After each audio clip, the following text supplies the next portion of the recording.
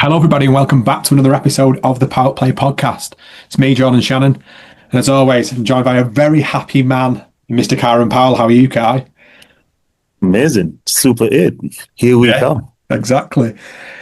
But absolutely fantastic performance from the West Indies as a wholesome, from a team perspective, a brilliant team performance.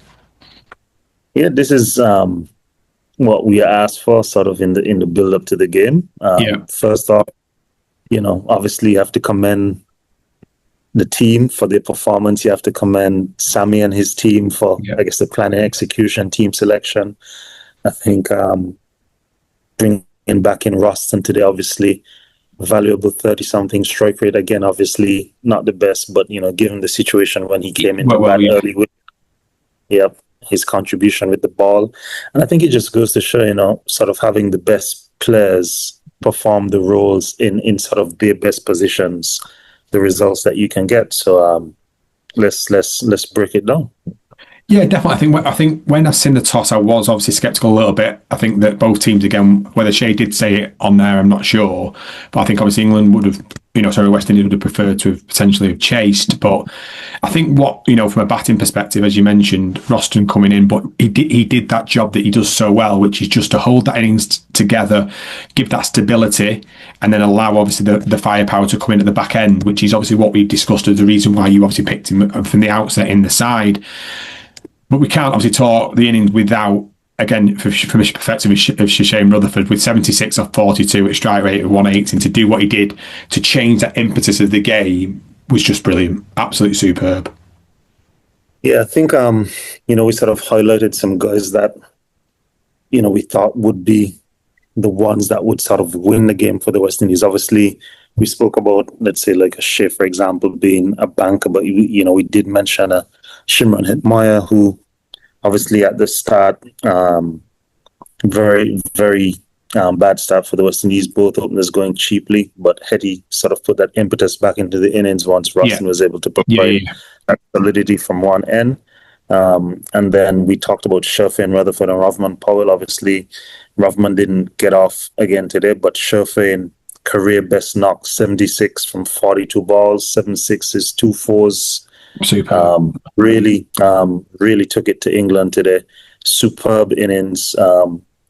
Really attacked, as we mentioned about the Liam Dawsons and these types of guys.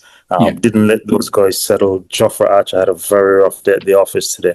So, Sherfane Rutherford, exactly what the West Indies needed in terms of one of your senior in-form batters to get a big score, but bat throughout the innings and come not out. Career best knock as well for him. And Jason Holder with that impetus towards the end of the innings, partnering Sherfane. So it was a holistic batting approach from the West Indies and what you want to see. West Indies sort of pushing 200, which we asked for as well. Exactly. 180 wasn't going to do it. I think England would have, been under a lot less pressure if it were 180 as opposed to 196 2. Yeah. So that 15, 20 runs difference made a huge difference in terms of how England was going to approach the innings and, ultimately gave the West Indies that buffer to go on to win the game. Yeah, and one thing I picked up today, which I really liked from a West Indies perspective and from a team perspective, is the way that I felt that the players knew, sort of understood their roles in this scenario. So obviously they lost 2 quick wickets. Roston comes in, will leave Rodman for the back end, and it's sort of like I felt as though they had that clear understanding of the role, which is something that we've spoke about many times, of them maybe not having that understanding.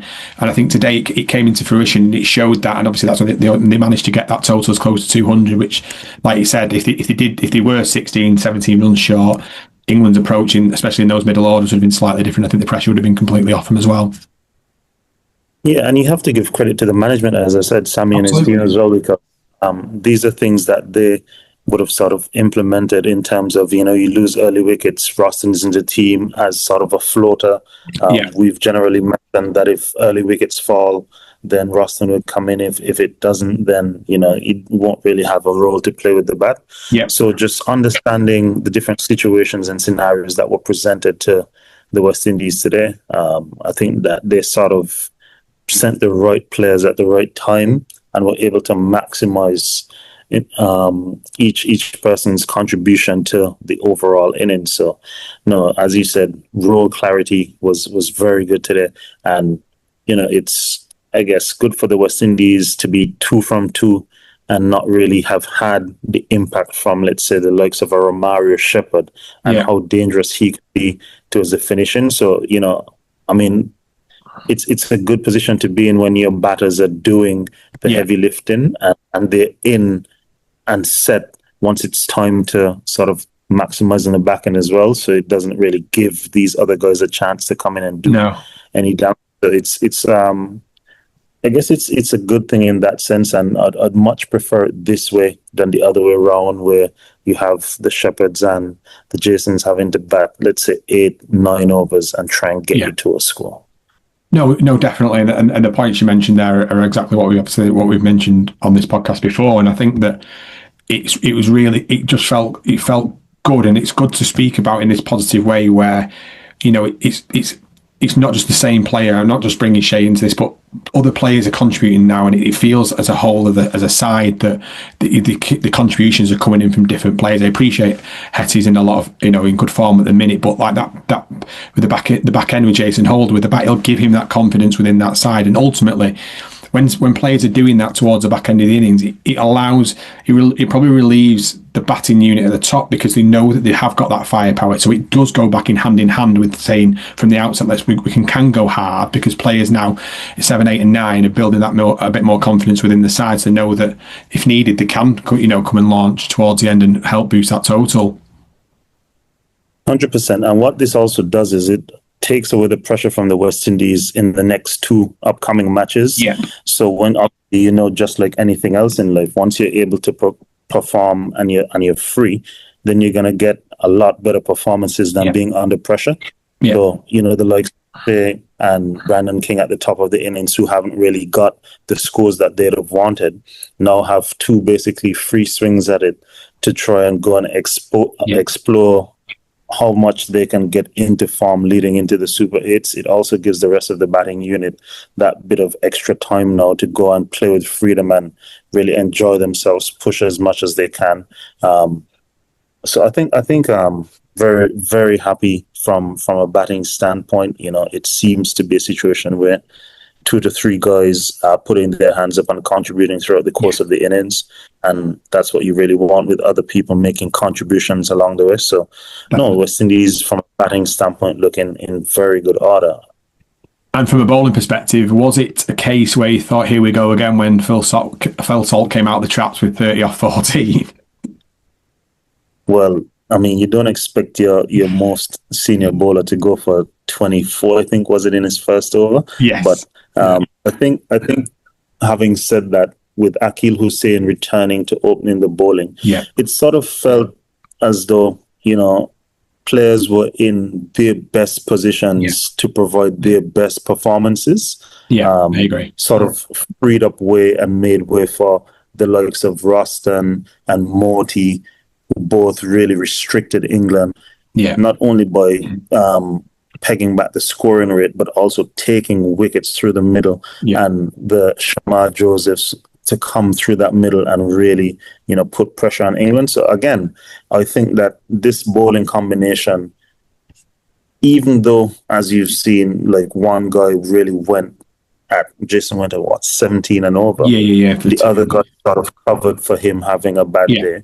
And West Indies still were able to win by 30, which is quite a big margin in matches like this. Yeah, so I mean, I think a multitude of things. Obviously, Roston coming back into the team was a net positive, because he's the best middle over bowler the West Indies have in terms of economy rate and restricting oppositions. Gudakesh Moti coming back into form. Obviously, he was dropped towards the end of last year and went to work on his bowling and came back. I think he's the best all-format spinner in the Caribbean. Have him back in form, it's very important, and not only back in form in terms of being economical, but taking wickets. And that's what you need from players like Modi, who are match winners for you to go and take wickets, and Shamar Joseph, who is filling in for Alzari Joseph. doing a hell of a job, learning on the job. Obviously, hasn't played a heap of T20 internationals, but, putting up his hand and really putting in some strong performances. And Akil Hussain, who's top 10, I think top 5 in the world, doing what he does to help cover for Jason Holder. And Romario Shepherd, who in the last match was man of the match and only bowled one in this game, it wasn't really neat. So I think, very, very pleased with the bowling unit, because we knew as much as the West Indies were going to, and England, for that matter, were going to probably bat well. It was going to be the team that bowled better that would win the game. And the unit collectively was, I guess, far superior today than what England were able to do. Yeah, definitely. And you mentioned there about Moti and Roston in particular. I mentioned off air before about the period, I think the 12th and 13th, where I think, if I remember right, I think they went for 12 and then Roston then went for 12, or vice versa, with Harry Brook and Sam Curran in. And I thought, I feel as though knowing that they had the 4 overs of the quicks that they were going to use, I thought that England's tactics at that point were absolutely spot on. I'll be honest with you. I thought that they were going right, picking the spinners off nicely, picking the boundary off, knowing that they could probably go hard against the quicks. But then you talk about that big game moment, and Moti's delivery to Harry Brook was just that of experience and knowledge, the way he slowed it up, and it was a beauty of a delivery at that moment in time. And that's when you're talking about big players standing up. Yeah, we spoke before about his form previously, but big occasion that, and I thought he really did show his skill set there big time. Yeah, I mean, and this is something that Gudakesh Moti has seemingly done in big moments. If you look back to the last T20 World Cup, he was absolutely exceptional as well. And I think that he's someone that's going to be pivotal in the West Indies' fortunes in this. I think, now that, I guess, the monkey of qualifying to the is gone off the backs of the West Indies team now, you could really try and see how good the team can perform in these next 2 matches, because you want guys going into the Super 8 in as positive a mind frame as there is. I mean, you look at Afghanistan going down again today. That's a team that I thought would have, been pushing for a semi-final spot.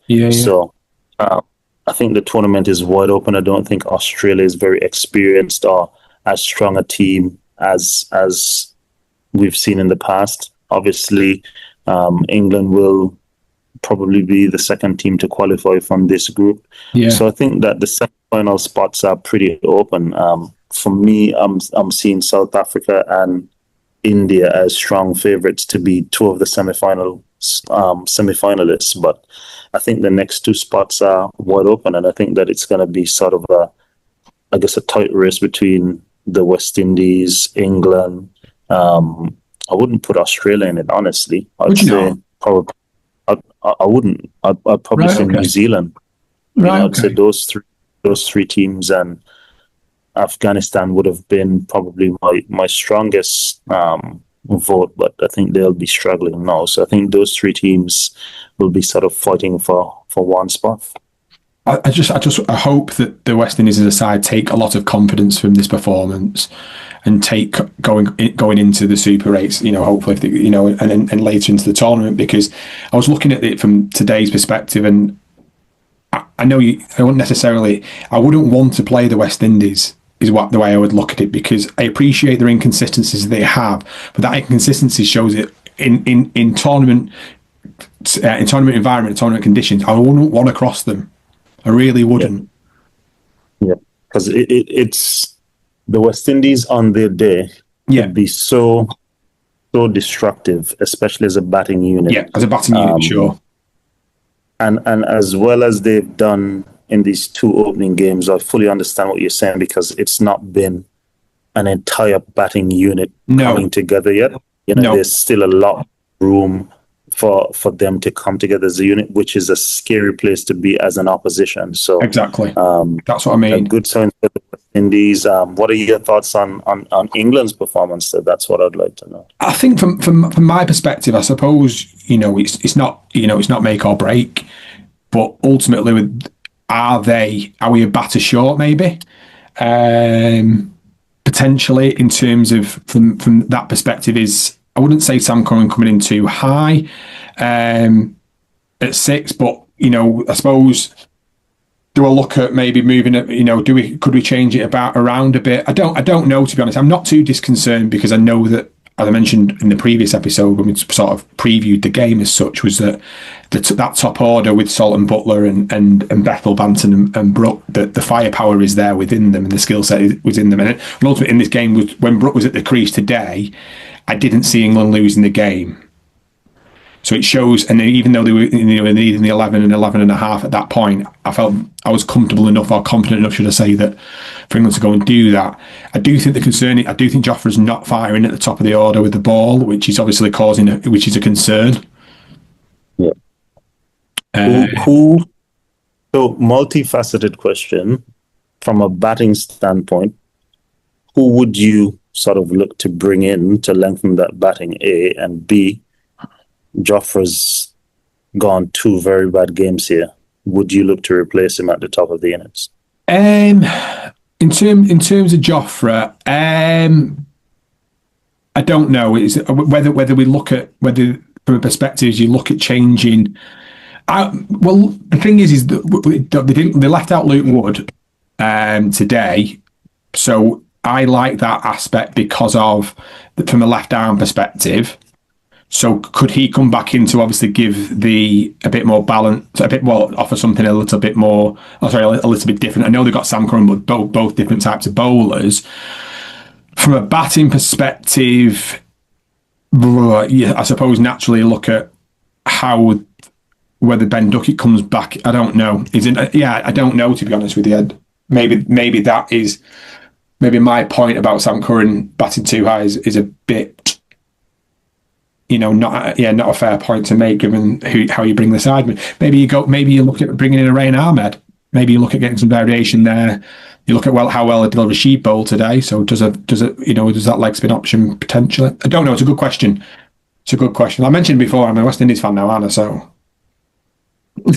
another question that I've got for you, and obviously we talk about these 2 players in particular quite often not because of their performances in T20 cricket, but because of their continued exclusion. You see Australia has just drafted in Steve Smith as cover.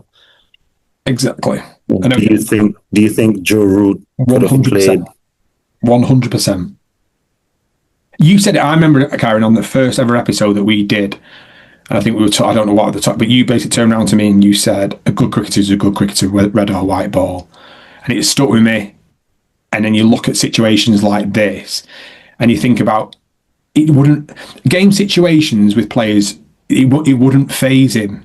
There's that much experience and he knows his game to the nth degree that situations wouldn't faze him. He would know how to find a boundary or he would know how to do that. Manipulation of field, for instance. So yeah, undoubtedly he would have value to that side. And that, like I said, you mentioned there, Steve Smith's going to do that. Steve Smith, and also in these situations, and we know Steve. Well, we speak about Steve Smith before. He'll want to come in and prove a point because he's that personality. He'll want to come in and think, you write me off as a T20 player. Watch me. 100%. No. I'm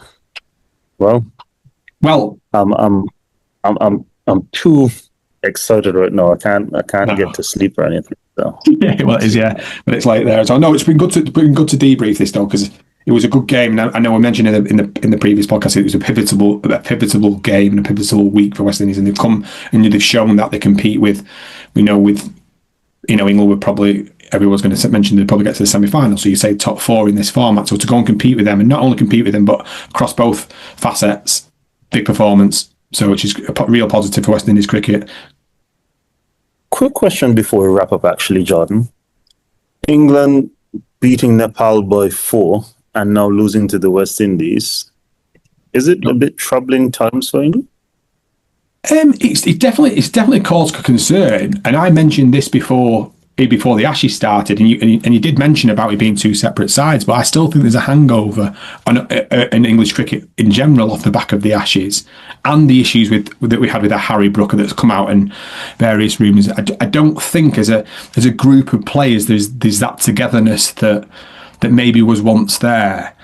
I would be concerned. And the flip side of it, as I mentioned before, about not wanting to play the West Indies, I think now would be the time where you'd sort of feel like you'd want to play England, because I feel like they're not clicking. And I will say that any side that's got Josh Butler in at the top of the order can change the game and he can win you a game. But I would say now is that when they play Scotland won't be fearing them. Scotland, we were thinking we can let's really turn up the books, and that's how the change within that group of players feels. It's just they're not clicking. There's not that team spirit there, it seems. So yeah, ultimately, I'm concerned.